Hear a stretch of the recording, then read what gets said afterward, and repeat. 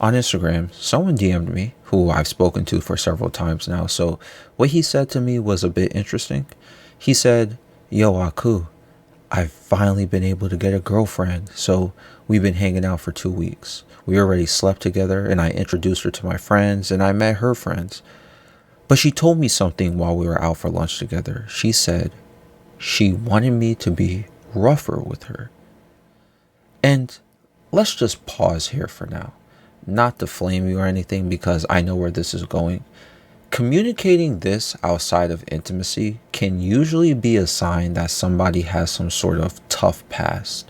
Usually someone would say, be more rough while you're already in the bedroom, right? But to just have a normal conversation, what do you say, during lunch, and just be like, be rougher with me. It's like, y'all are not even in the mood right now and you just thinking about getting more aggressively dominated. You get like, for the guys watching this video, sometimes you think, yo, I'm about to go crazy on her, and we get what that means. You're gonna clap them cheeks like crazy. But when you think that, you are only obsessed with that thought when you're in the mood. If you're just being rational and just walking around doing regular things and not thinking about your wiener, not thinking from your wiener, and you're not in the mood, you're probably not thinking about all sorts of fantasies and stuff like this. So to have this brought up is a bit of a warning sign to me. And I stand correct. He continues with this. So when she asked to be rougher with her, we talked about outside the bedroom.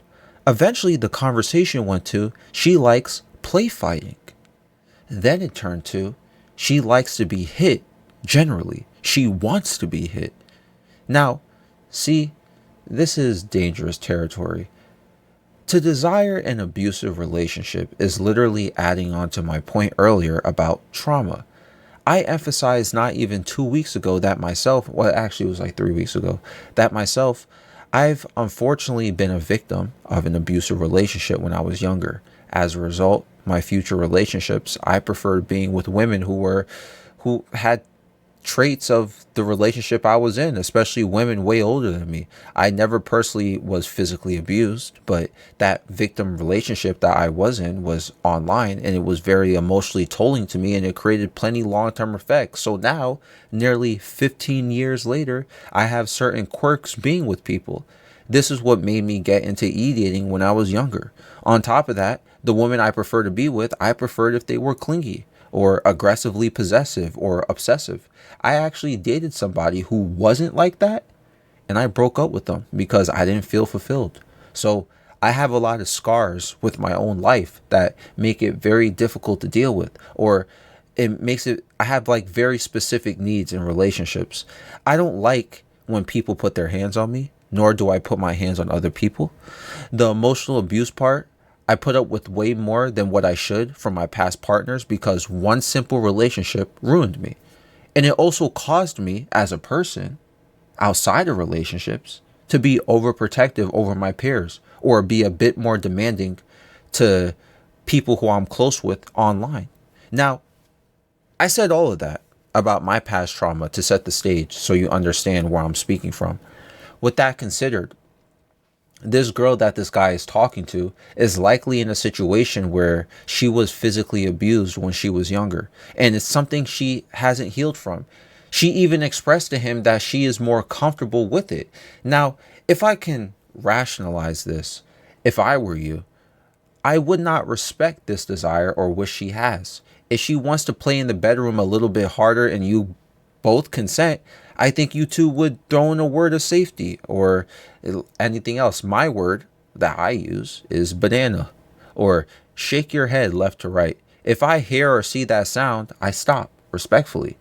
That's the safest way to enjoy that sort of behavior. However, when we talk about in general, I feel people, what happens to those who have been in abusive relationships, and feel free to add on to any point here who has experienced an abusive relationship. We constantly confuse intimacy with anxiety. What does this mean? Being around someone abusive, you tend to be on your guard. It's an anxious feeling because you know your partner may do something to you and hurt you or hurt you, right?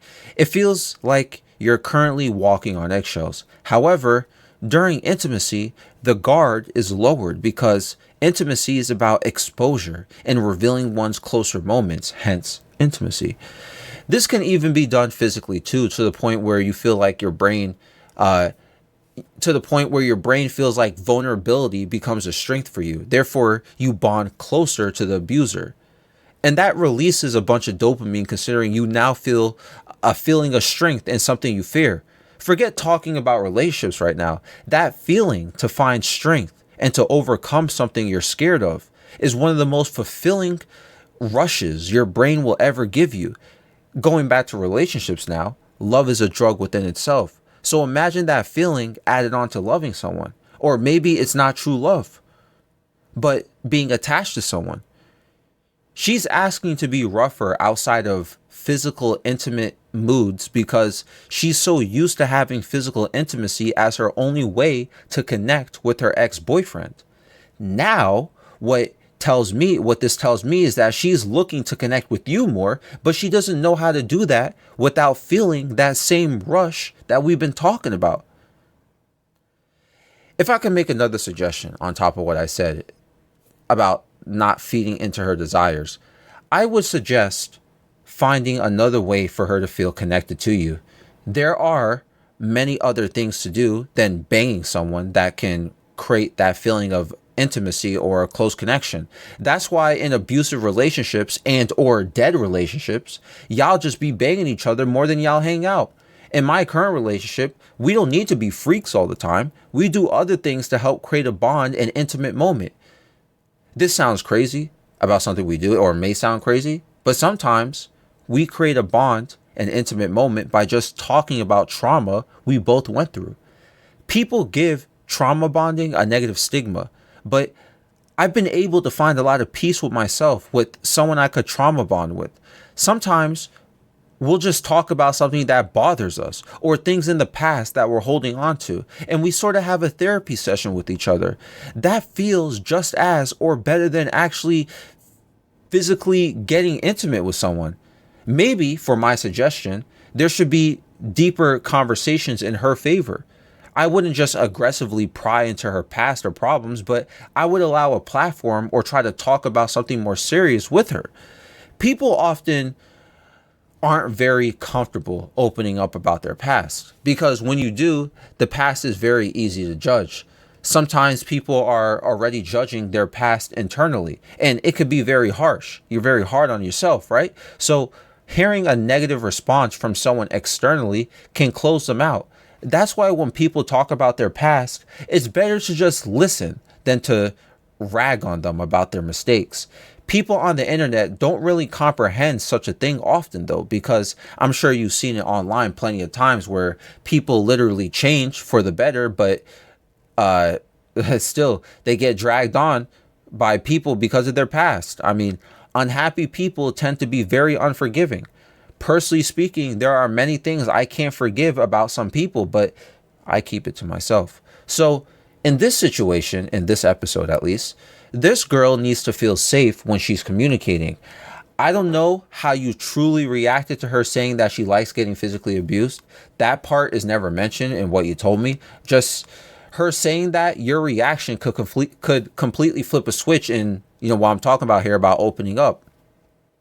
But listen, you don't want someone to feel like there's consequences to disclosing information about how they feel. You know what I'm saying? Don't be that guy. And I've been that guy to people, and people have been that way to me. I shared something, they sat there and gave me excessive critique. And sometimes someone shared something with me and I was very critical about what they trusted to share with me.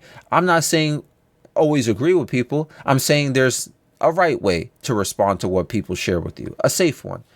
And I don't know this girl personally, but sometimes it's worth putting into consideration that oftentimes the desire some people have to be abused comes from a very dark place of hating oneself. And being abused, that they feel subconsciously, it aligns with how they feel about how they hate oneself.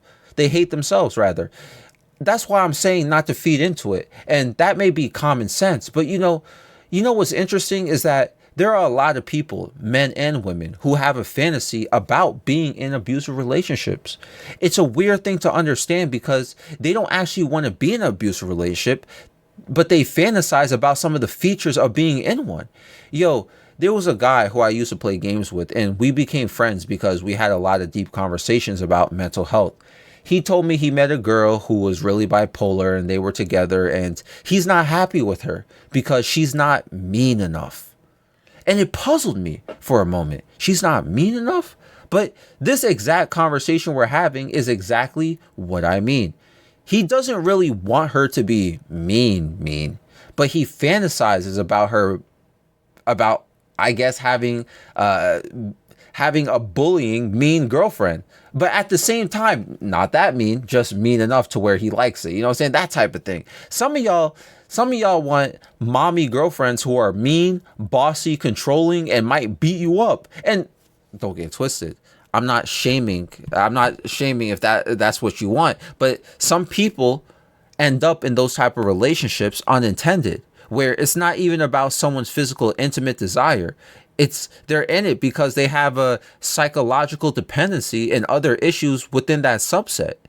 That's why, unfortunately, some people, after leaving an abusive relationship, they feel a desire to go back to their abuser, or they want to find someone new to be with who can give them a lighter version of what they feel damaged from. This is exactly what this girl is doing to this guy in this story. Now, if I were to put myself in this situation, and like this guy, I really like this girl, right?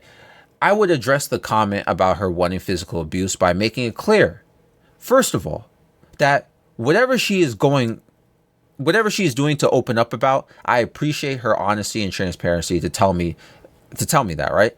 Second of all, many people, even those who haven't experienced an abusive relationship, may have intrusive thoughts about certain things themselves. Just understand that. It happens to everyone. Everyone has these random dark thoughts about things, but if you let those intrusive thoughts take over or become a threat to yourself or your happiness, then it's a serious issue. Since she openly admitted this is what she likes and wants, it needs to be clear, I won't be participating in this. And have her understand what she desires and fantasizes is not about the same as reality. She's letting those intrusive thoughts get mixed in with her past trauma, and now she's saying this stuff. And look, you don't want to be that guy who does what she says, and now you're violating her and she accuses you of doing something because you played into her trauma responses. And if I'm wrong about all of this and she really doesn't care, right? I mean, listen, I got some stuff to say about that too. I wouldn't even bother dealing with this because now you're going to get caught up in something and you're going to enable terrible behavior that you're not even used to. All of a sudden, you're a woman beater because you really like this girl who kept asking you to hit her. Like, you see, you just enabling terrible behavior on your part now. Like, dude, forget this being a coping mechanism for her. It's not even about what she wants. It's not about what she wants. Honestly, she needs professional help. She needs a therapist. You cannot provide this help. Something about her past thinks this is okay. I think you should talk about where this is coming from and find a non-abusive and a healthy way to connect with her. But if it doesn't work, you can't help her, dude. And I get the meme. I can fix her. But and I get you really like her and you care for her, but she makes you feel uncomfortable with this. Go get her some real help, or at least suggest it to her, and don't play into her desires, period. You also have to think about it like this. Some of this stuff is entrapment. Could be. Yo, if you have no integrity and you still did what she wanted and her desires, at any moment, she can make like a huge accusation or say something about, oh my God, he used to hit me, even though you did what she said. Like, now you're in a really bad situation. Like, what was the point of doing all that physical abuse? It was wrong to begin with, and you did it anyway because you have no integrity, and then you gain nothing out of it because putting your hands on somebody listen, that's why I said earlier in this episode, I don't put my hands on people, and I don't like when people put their hands on me. On top of the many points I made so far in this episode, people always want to start fights until the first hit. Now nobody wants to fight. And now we got bigger problems. You get what I mean? It's all fun and games until someone calls the cops. It's all fun and games until someone is bruised or wounded, and then someone goes, hey, what happened to your lip? Yo, why is your arm bruised? Why do you have a black eye? And when they say why, then you tell them what? Like, you know what I'm saying? Like, it's all fun and games until you got accusations. Even if you never hit her, she clearly wants to play that way. It's not worth it. Yo, you know what you got to do? If anyone watching this video or listening to this episode made it this far, and you find yourself in this situation where you really like someone or whatever, and they like certain things that could get you in trouble, I don't know, write a contract or something. Some of you may find that to be corny, but listen, agree what you two wish to do and what you two aren't going to do. It's very simple. Abusive relationships present themselves in many different ways. People always act like men are the only ones who can be abusive, though. And this whole story is a complete setup for something that could go completely wrong. In abusive relationships, the abuser is usually able to make something or make someone doubt their own integrity and sanity. As a result, someone becomes very dependent on the abuser rather than themselves. And that's what you got to notice when you're in an abusive relationship. If you can ever point that out in a self-realization, like, man, this person really, I depend on them so much, I can't even trust myself. But I trust them because of what they screwed into my head. It makes it so that you need the abuser for constant validation. And don't get it twisted. Sometimes you may depend on your partner for wisdom, but there's a difference between having zero trust in your own abilities versus knowing someone you can just get insight from. Just because the abuser may be right in what they share or the advice they give, it doesn't disqualify them for what they're able to do. It also doesn't mean you should cling on to these people hoping that they'll change because you assume they're wise enough to make the right decision to become better. Does this make sense? Like, when I was in my own situation, I felt isolated. I remember that feeling too. So now, whenever I'm with someone who clearly needs professional help, I'll do my best to guide them there. Like, I talked about this whole Samantha situation too, the inspiration to the project I made, in which someone very close tried to take their own life numerous times. And if someone's going to go through too much and their life is at risk, like, I'm not a doctor. I can't sit there and isolate them to be alone or with us and having to take care of them, or we got to take care of them. They need help. It made me feel like it was a mistake because I felt lonely and empty without having one of the closest people in my life here anymore. But I had to do the right thing. My point is, personally speaking, in an abusive relationship or any toxic situation, it's a horrible feeling. Knowing this from experience, I made it necessarily my choice to help someone I cared about and love.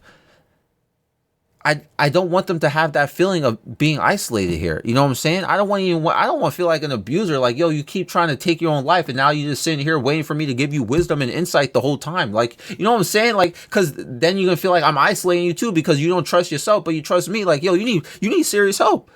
You get what I'm saying? And yo, going back to the story here, in conclusion, you got to do what's right. And this is how this all comes together here. You got to do what's right. This girl needs serious help. It's not about what she wants. It's about doing what's right. Just because you like her, it doesn't mean you feed into what she wants. Do your best to help her. And if you decide to stay, at least guide her to experience a healthy and a happy relationship. She's not going to start a new chapter in life if she keeps rereading the last one. You know what I mean? The past prevents future growth. Help her write a new chapter. I'm sure she'll be grateful for it. This episode is also available on Spotify. Watch the sun bleed. It's our time to go out while we watch the sun down. Watch the sun down. Watch the sun down.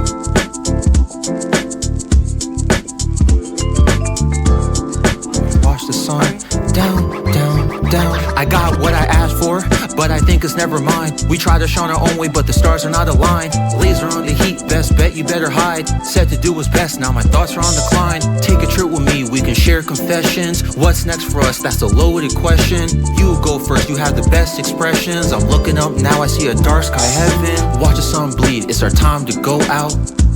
While we watch the sun down, silent guy forever peace, now there's no doubt. While we watch the sun down, fears or hopes are gone, we don't know what that's about. While we watch the